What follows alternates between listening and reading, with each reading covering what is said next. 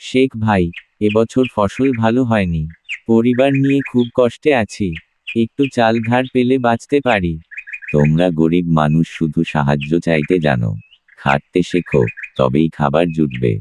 এত ঝড় বৃষ্টি হচ্ছে, আমি কি যে করি? এখন কোথায় যাব? কি করব বুঝতে পারছি না। কাল রাতের ঝড় বৃষ্টিতে আমার ধানের গোলা উড়ে গেছে, ঘরের চালও উড়ে পড়েছে। ও, আমার ধান, আমার গরু, আল্লাহ, সব শেষ হয়ে গেল। শেখ ভাই, আমাদের সামান্য যা আছে, তা নিয়েই আপনাকে সাহায্য করতে এসেছি।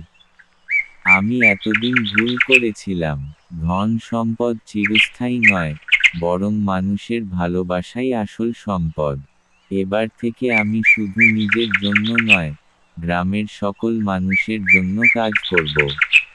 মানুষের সত্যিকারের সম্পদ তার দয়া, উদারতা ও মানবিকতা। ধন সম্পদ ক্ষণস্থায়ী, কিন্তু মানুষের সেবা করলে তার সুনাম ও ভালোবাসা চিরস্থায়ী হয়।